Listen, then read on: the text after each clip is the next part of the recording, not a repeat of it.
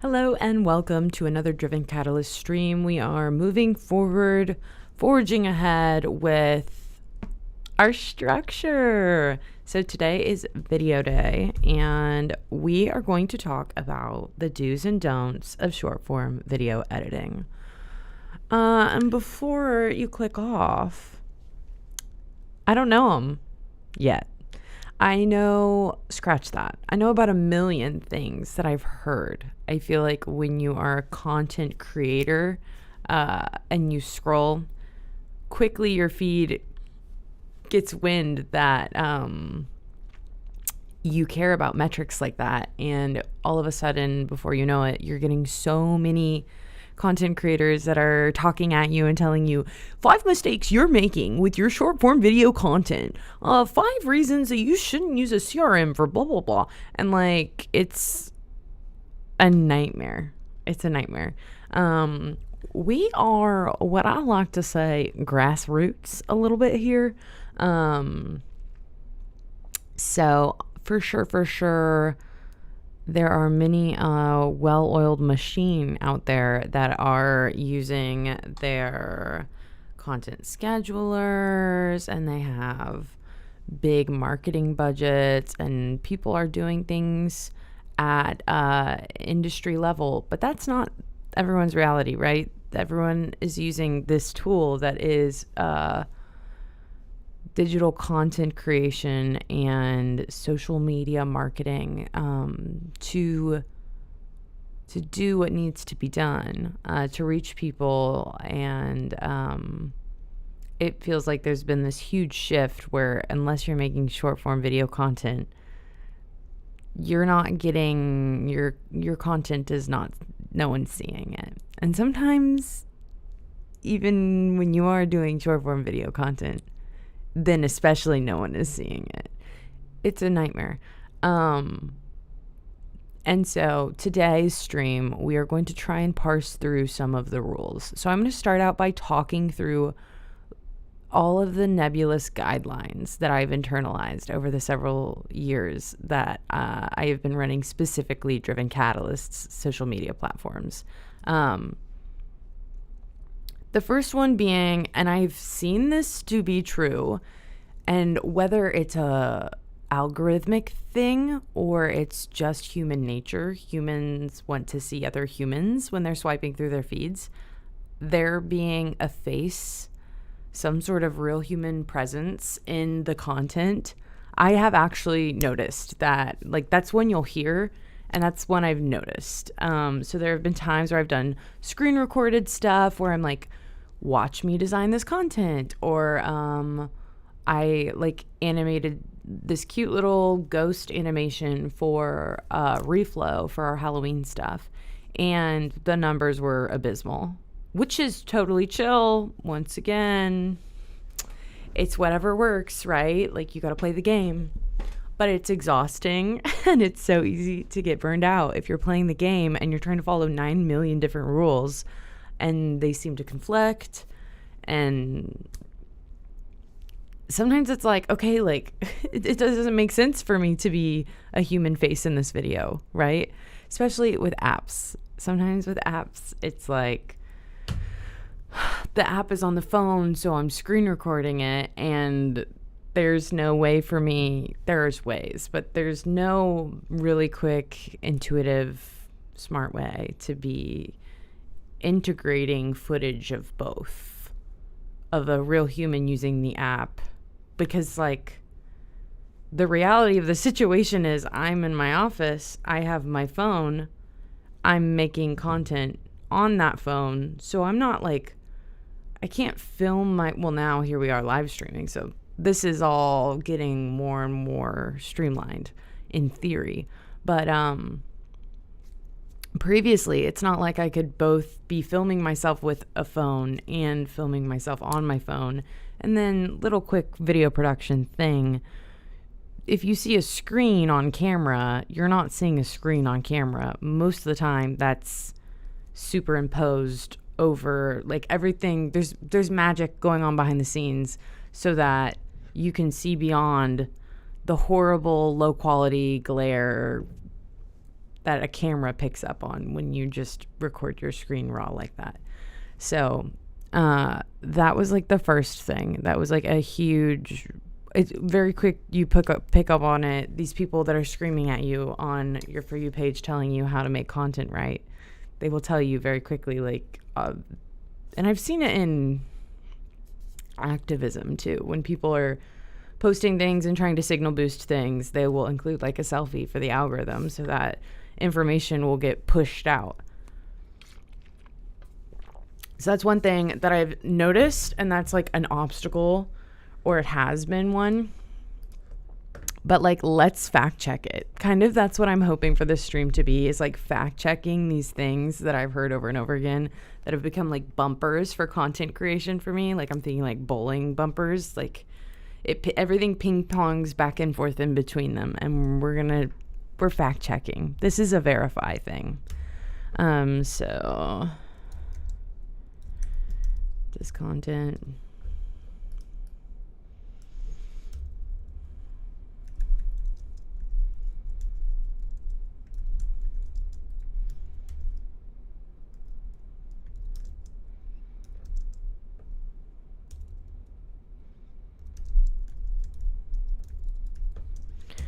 It's like a bad way to ask it, but it's like, I basically typed in, does screen recorded content really fail in the algorithm, like for the algorithm? Let's scroll and find someone asking it in a more coherent way.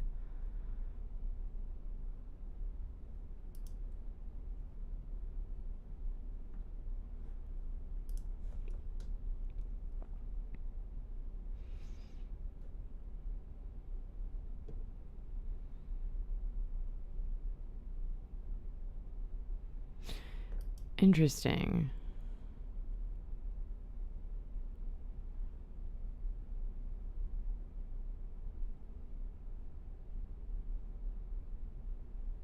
Okay, I asked it bad, so it's not.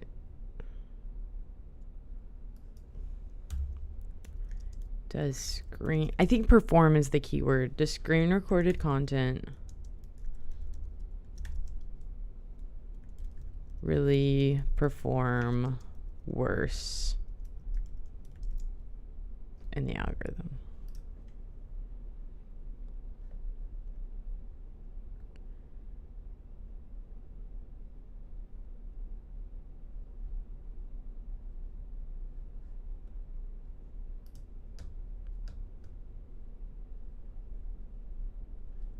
I'm not getting a straight answer. See, this is, I think, what's tough. There's a lot, I'm seeing a lot of sites that are talking about misinterpretation, how, why I feel like it's become sort of this common thing that's spoken about.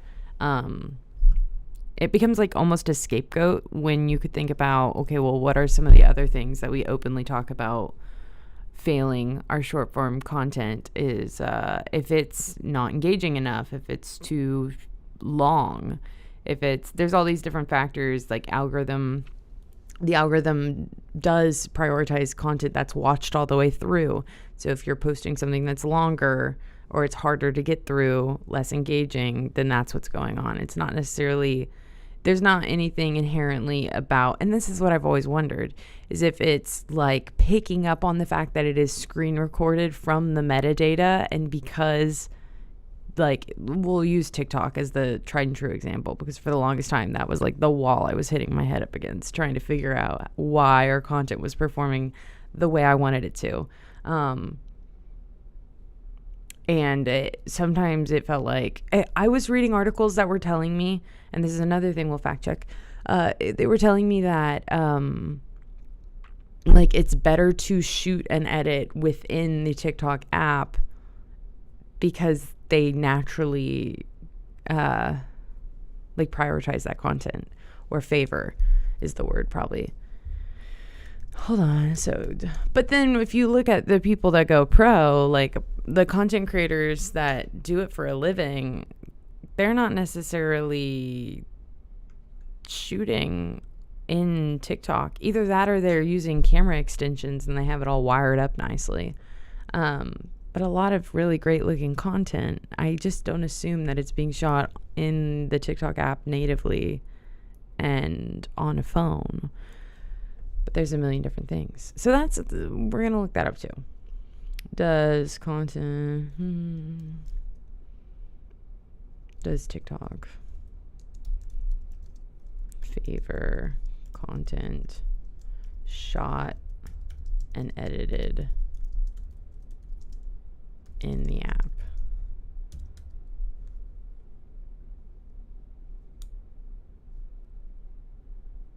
Yes. But so what does this mean? So here we are, this is an article written by Ava Rose Lynch, it says, on the website medium.com. It says TikTok loves raw content. It favors content filmed on phones and created right there within the app, which often means it's not overly edited, it's different, and it's a complete advantage to the creator. So then we've got some notes. We've got the algorithm. We've got in the app. We've got what this means. I'm going to skim it really quick. But also, I'm not totally sure where this is coming from.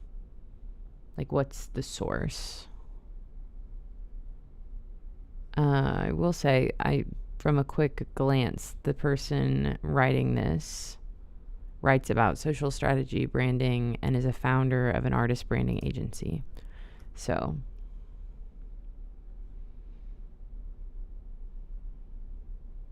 I'm just trying to get a sense for if it is, like I said, if it's something that is metadata based, that's sensed by, like, it's algorithmic, or it's just a matter of what TikTok people, what the audience likes, that then gets pushed out more.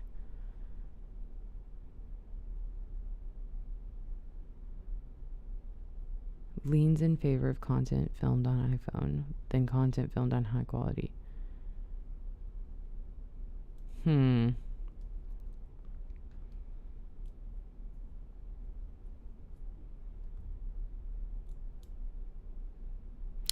Frankly, this article makes me, like, it leaves me with the feeling that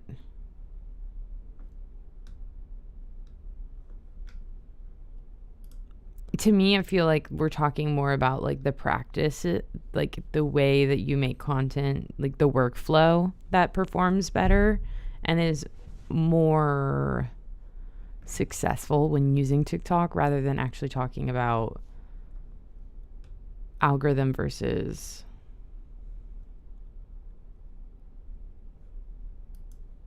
like metadata versus behavior, human behavior.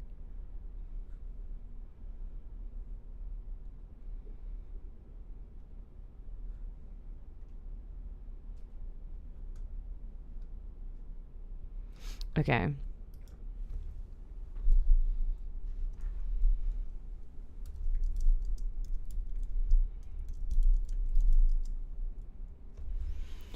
Okay. I'm actually just going to start working my way through the autofill questions that are coming up as I'm beginning to use, like, type in questions that I have kind of like debates I've had. I'm going to just start using some of the autofills based on the keywords. So this is it better to edit on TikTok or CapCut?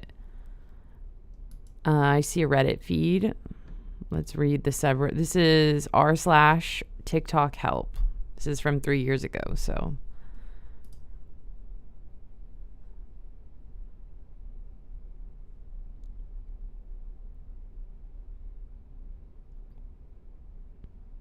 Basically, the question is, what is your sense of how engagement, I say basically, I'm reading this, but I'm not going to read the whole thing.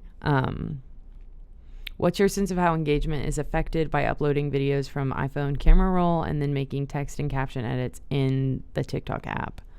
I know there's a general rumor uploading from camera roll is bad. I'm glad that, okay, general rumor, like, this is what I'm trying to get to the heart of. There's also a general rumor that high quality, good lighting are great for engagement. So that perfectly encapsulates the war that I'm trying to articulate.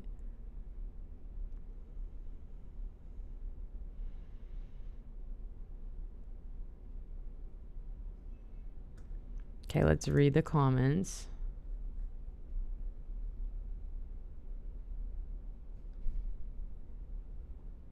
Try, this isn't a problem.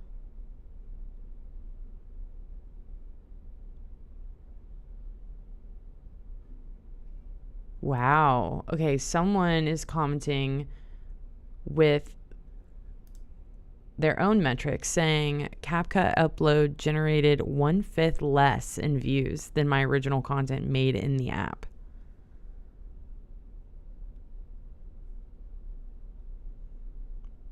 Okay, here we go. Now we're rolling with 4 months ago. This is OP. Here we go. Okay, so I'm going to just cite OP for this because if you Google this question, this Reddit feed will come up. This is Jabberish on Reddit.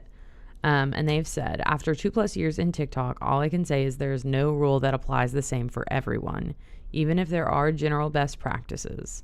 My experience tells me that low quality is almost always punished, and when it isn't, it's an exception to the vast majority of creators. High quality is not necessarily rewarded, but it's going to give you a better shot. If I start filming in-app in low lighting or go live in low lighting, TikTok will often give me a suggestion to improve my lighting. So that's a big hint to me that this matters more. When you upload a video made off app, even with captions, the app consistently prompts me to add a description for the video, indicating to me that I need to add in-app captions, sound, and maybe something else like text here or there. So as long as you're making some edits in-app, literally even just captions, you're not penalized for camera roll uploads. Boom. More consistent results with high quality sound and lighting. Crazy. Finally getting to the bottom of that. Thank you, OP. Thank you, Jabberish. Jabberbish. Hold on, let me make sure. Jabberbish. It's that one. Awesome. Okay, so what's another thing? Is it better for TikTok? So I'm just typing that in and I'm going to see what gets autofilled. Is it better to have TikTok business account? Okay, so this is coming up a lot. For businesses aiming to leverage TikTok, this is an interesting question and debate because we are kind of in a weird sweet spot with Driven Catalyst, at least, where kind of either makes sense. We're small enough that it makes sense to not be a business account. We're big enough and technically a business enough to be using a business account, and that would make sense. So I'm interested to read this through. For businesses aiming to leverage TikTok for marketing and growth, business account is generally better than a personal account, offering advanced analytics, advertising tools, and access to resources.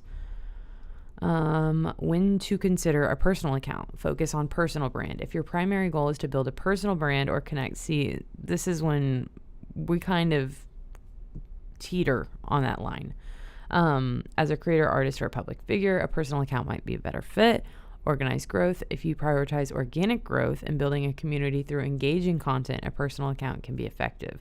See, that's in theory more so what we're wanting to lean towards. Personal accounts offer more flexibility in terms of content creation and engagement, allowing for more personal and creative approach. Ultimately, we do, I think, have a personal account, and that is because we're more interested generally in doing organic content and organic growth on those apps. So that's what we've done.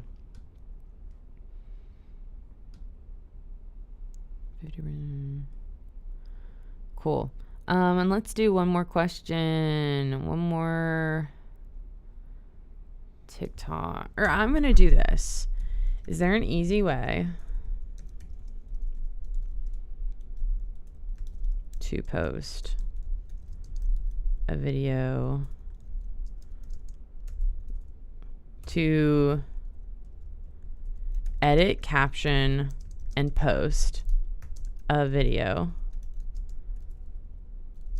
on TikTok, YouTube Shorts,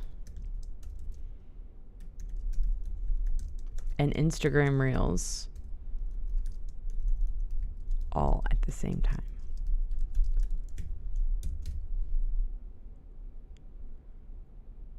Right. Social media management tools, of course. Or by using batch content strategy and scheduling, right? But the question is, does then that ruin everything we've just learned about how editing in TikTok is preferable for TikTok?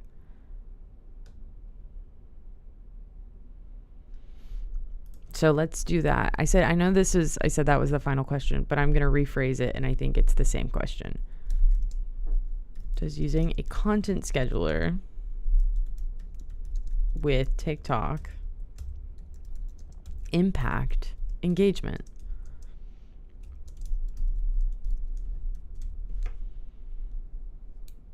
Using a content scheduler with TikTok doesn't inherently negatively impact engagement, but it's crucial to schedule posts at times when your audience is most active. I see. Focusing on timing. That's interesting because I haven't necessarily heard a lot of, like, I think everyone's on TikTok all the time. We're going back to Reddit. So I uploaded 11 videos once a day and then scheduled 6 videos to post once a day. And the scheduled videos are doing so much worse. I'm not big at all, but I got 230 plus views on all 11, and those 6 barely got 50. Am I just bad at TikTok? I censored it a little. I'd like to add that all 17 videos are from my podcast, from the same episode, same format and style. Let's hear what folks have to say. OP is, I feel lost in my journey. This is r/TikTok help.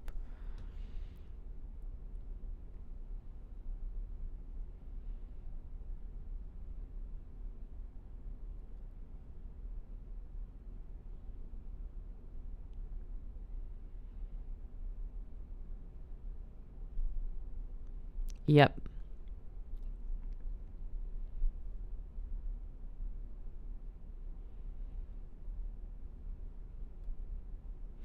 Yeah, basically people are saying that they found this to be the case, that scheduling TikToks is a quick way to tank your engagement.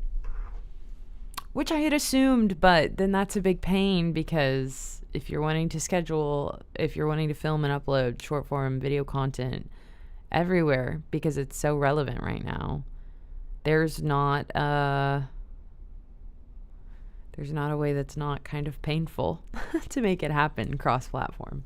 So that is what we are going to cover today. This has been Video Day. Tomorrow we are going to touch on web redesign and UI stuff. So I haven't quite figured out what that will entail yet, but it will be fun nonetheless.